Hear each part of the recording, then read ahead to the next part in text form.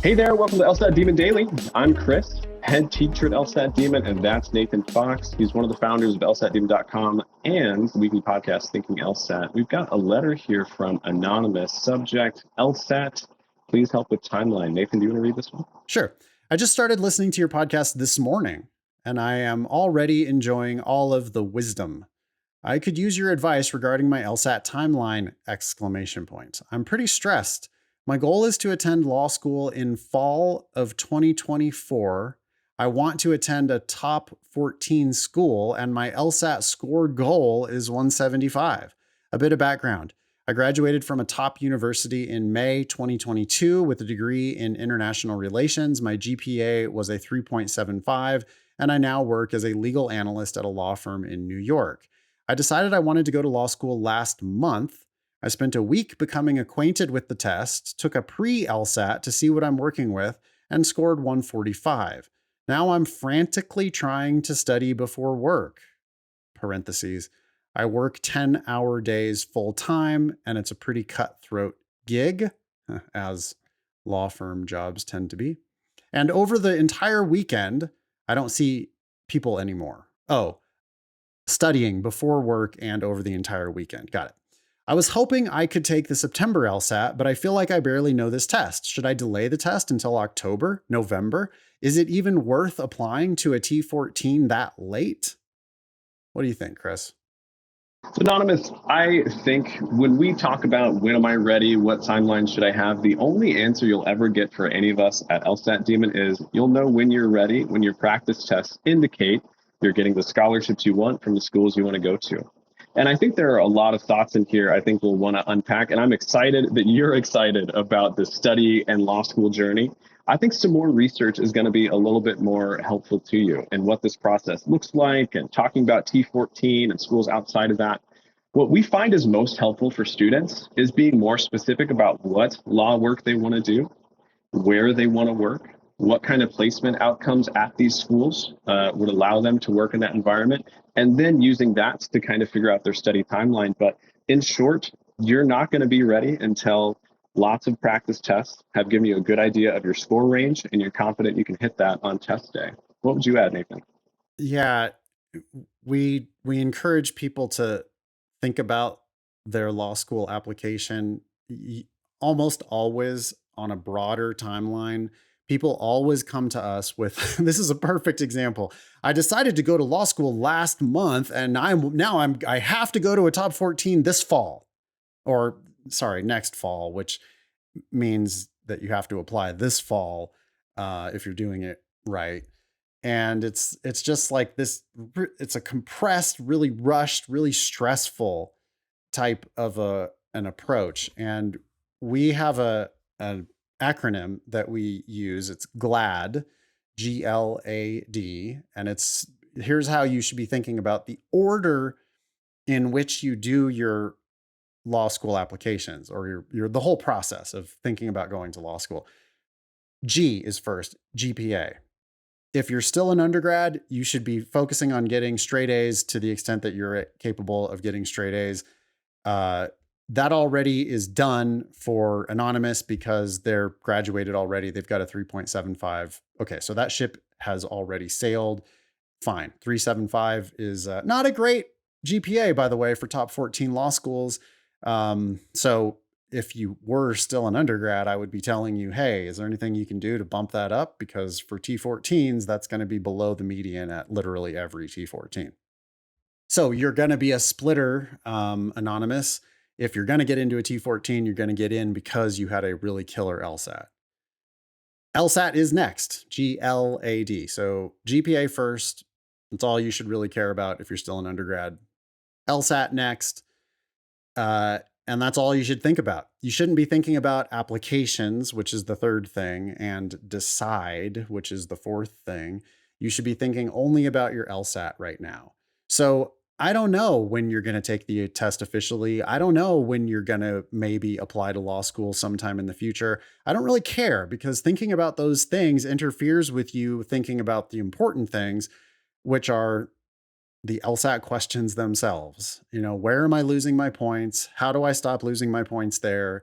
What do I need to do to improve my logic games, my logical reasoning, my reading comprehension, my test taking strategies? What do I do to get those practice test scores where I want them?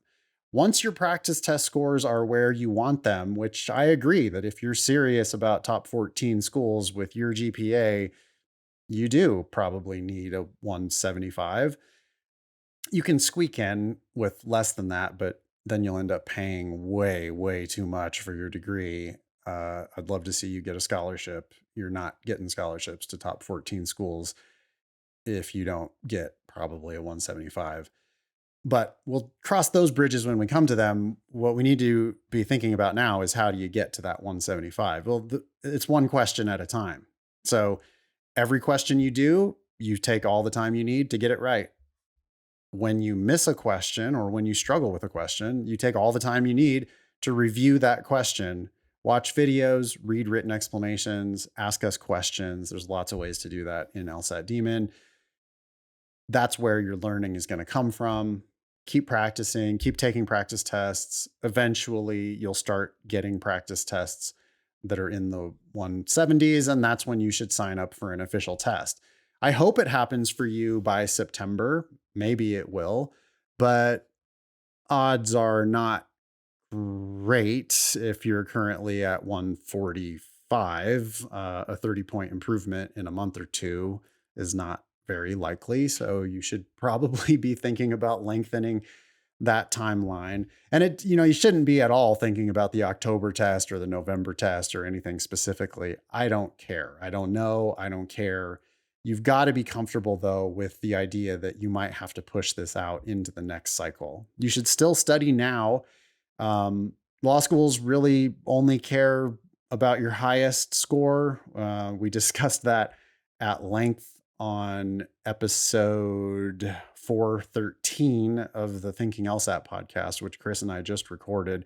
We talked about law schools. Do they really only care about your highest score? I think we arrived at the solution that, yeah, mostly. You might end up taking the official test once and nailing it, but you also might take the official test once and not do as good as you did on your practice test scores, which then means that you need to take it again. You can also get unlucky on your second attempt, or sick, or distracted, or they can have proctor issues, or who knows what happens. You might end up taking it a third time or a fourth time, sometimes even a fifth time. We have multiple teachers who work for us at LSAT Demon who ended up taking it all 5 times. I've seen people go to top 14s who took it 5 times. I've seen people get full ride scholarships who took it 5 times. There's really no shame in that. And so you probably need to lengthen your timeline there. Once you have your best LSAT on record, that's when you should start thinking about applications. So, is it too late to apply to a top 14 with a November LSAT? I don't know. Let's talk about it once we get there. Where's your highest LSAT? What time of year is it? We would prefer that you're applying in September, October, maybe. Later in the cycle, we're almost always going to say, hey, we think that the outcomes are going to be better for you if you just wait and apply at the beginning of the next cycle. You're a relatively young person. You just graduated from undergrad, so time passes more slowly for you because you're younger and relativity is a thing. As an older person, I can promise you that the next application cycle will be here sooner rather than later. And there's always another one after that, and another one after that, and another one after that. I've been doing this for 15 years. I've never had anyone tell me that they wish they would have applied to law school sooner. I've had hundreds of students tell me that they wished that they hadn't applied when they applied, wished that they pushed it off a little bit, wished that they had waited, gotten a better LSAT, then applied, then get better, hopefully multiple competing offers from schools, including scholarship offers. And that's the point where we finally get to the D in our GLAD acronym, which is decide. And that's where you decide not just which law school you're going to go to, but even if you're going to go to law school. At the end of this whole process, that's where you decide, as a savvy consumer with lots of offers from different schools, that's where you decide, okay, it's going to be worth it for me to spend the next 3 years of my life and the however much money it's going to cost, the opportunity cost of not working. And you have to add all that up and then decide whether it's actually worth it for you to go to law school.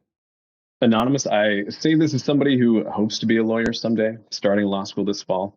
I can't imagine looking back at the end of my career and saying to myself, thank God I was able to work for 34 years instead of just 33. I'm so glad I applied a year early so I could do that. That's never going to be the case. It's going to be there, and you can get there on your timeline if we follow our scores and let those kind of dictate our process. I work with a lot of students who have a very similar mindset that the LSAT is kind of an obstacle. And any way we can just like flop over that obstacle, get it behind us, then we can push forward. Really, this LSAT is such an opportunity. It's such an access point for you to put the work in, get paid for that work, and experience schools and programs you might not even have dreamed of at this point. It seems like you're dreaming high, so maybe you have. The way to get there is by looking at this LSAT as the process that you're seeking. This is what you want to do. You want to learn the LSAT. And once we do that, getting to the schools is the outcome. If all we ever focus on is that goal at the end of, let me fall into the door of that school, I'll be so thankful if they let me in, you're the exact kind of fish that they're looking for. And we want you to be a shark in this process. And the only way you can flip that power dynamic the way that we want is by putting the time in to master this test. Then you'll be the one that makes schools feel lucky when they let you in. Yeah, and you're in a spot now where, you've got this high stakes job, which is going to look great on your resume. It's going to look great on your applications. The longer you stay there, the better it's going to look. Your opportunities to get promoted, you're probably making real connections that are going to actually help you in a big law career. So everything you're doing right now is great. The only thing that I see you doing wrong is that it looks like you're trying to force yourself into applying to law school this fall. And I really think that you should be at least open to the idea that you might not be submitting your applications until next fall. If you do that, and by the way, like you're not even really early in the process to be applying next fall, because some applicants are going to take the official LSAT. Like you're going to do your full prep, then take the official LSAT 2 or 3 or 4 or 5 times, then work on all your application shit, then apply. If you think you're stressed now, imagine how stressed you're going to be if you're deciding that you are, in fact, going to take the October or November LSAT and do all of your applications and apply at the same time this fall while you still have this same job. I mean, it just doesn't really seem like it's probably the right route. Only you can decide, but that just seems like, and I've seen hundreds of students make the bad decision. I'll tell you what's going to happen if you do it that way. You're going to be increasingly stressed about the test. That's not going to help you perform better. You're going to be struggling with your practice test. You're going to sign up for a test that you probably shouldn't be even signed up for. You're going to know subconsciously that you probably shouldn't be taking that test. People go take the test and do poorly on it all the time because they just weren't ready. And it's like, magical thinking to think that your score is going to just randomly be good when your practice test scores aren't that great. Then you're going to start thinking about, well, maybe I'll apply this fall anyway. You're going to apply to just a couple schools instead of applying broadly like we advise people to apply to. And then you're going to end up getting like kind of a shitty offer from kind of a shitty school. And the worst thing is you might end up taking that offer, which would be a tragedy because you seem like you've got a good chance to be a really good applicant. But if you take the test too early, if you apply too narrowly, if you apply without your very best LSAT, then the offers that are going to come in are just going to be kind of mediocre. And next thing you know, you're going to be paying full price for some school that, like what if you do sneak into a top 14? And now you're going to pay full price, let's say, at the University of Michigan. Well, guess what? University of Michigan also gives full ride scholarships to many of its students. Not only do they give full ride scholarships, but they also sometimes give generous stipends to their best students.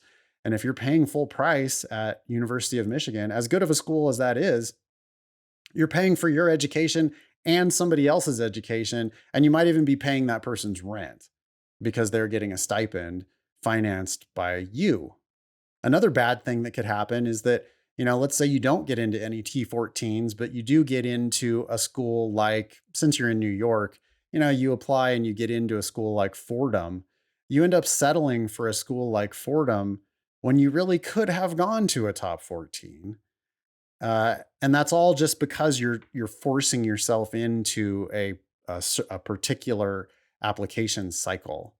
So I want everybody to just decouple all that and just decide the LSAT is something that I need to crush.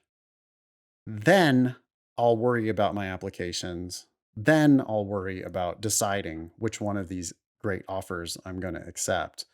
But you just can't do that if you are predetermining that you're going to try to apply this fall or any particular fall.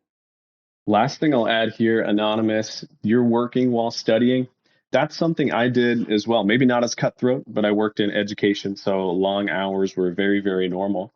That didn't stress me because I didn't have myself on a timeline. I wasn't smushing the entire process together like Nathan's talking about. We at LSAT Demon ask that students give us the best hour they can during their day. Sometimes when I was working, that meant like 15 minutes of studying the right way before work, 30 minutes over lunch, and 15 minutes at the end. And after that, that was really where I was tapped out. But when we say study for 1 hour, we want your best brain doing what you're supposed to, reviewing the way we know you should to make growth on this test. But even with that commitment, you can make growth like this. But if we try to cram all of our growth into a month, it doesn't really matter how many hours we pour into it. At least for me, my brain maxes out. And then I stop reviewing as effectively. I stop studying the way I should. I don't get any value out of the questions I'm doing. I'm just kind of going through them, just going through the motions. We want your best hour a day. And look at the opportunities you have building that slow amount of study. And while working at a law firm, you can be meeting with lawyers, talking to lawyers, networking, looking at the schools they went to, seeing how those schools translated to their jobs. You have such an opportunity here to stretch out your process and really become a killer applicant who knows this New York market top to bottom. Yeah. You're making a huge mistake by studying over the entire weekend and not seeing people anymore. You're missing out on, some of it could be networking opportunities. You're probably getting invited out to do stuff with people at your firm and you're like, no, because I have to study for the LSAT. That's a tragic mistake. You should be deepening those human connections with people who actually work in the field you want to work in. You should be getting to know those people. You're also, you're burning up your best asset, which is you. You're causing harm to yourself by frantically studying and by giving up your entire weekend to LSAT studying. That's not how you should be doing this. You just draw that timeline out, or actually ignore the timeline entirely. Give me one high quality hour of LSAT study every day. Man, if you could do that 6 days a week, give me one high quality hour 6 days a week. I know you can do it on the weekends. During the week, you can probably find one high quality hour before work, maybe reserve a conference room at lunch and just lock the door and just study for an hour at work. Give me one high quality hour a day. I know you will be making progress. Eventually, your practice test scores are going to get where you want them. That's when you should sign up for an official test. Eventually, your official test scores will reflect what you were capable of on your practice test scores. And that's when you can start thinking about doing these applications. I think this could work out really well for you, and you could enjoy your life a hell of a lot more. You just have to stop trying to force yourself into law school in fall of 2024 or any fall. Thanks for writing in, Anonymous. Email daily@lsatdemon.com if you'd like to ask us a question or share some LSAT or law school admissions news. Thanks for listening.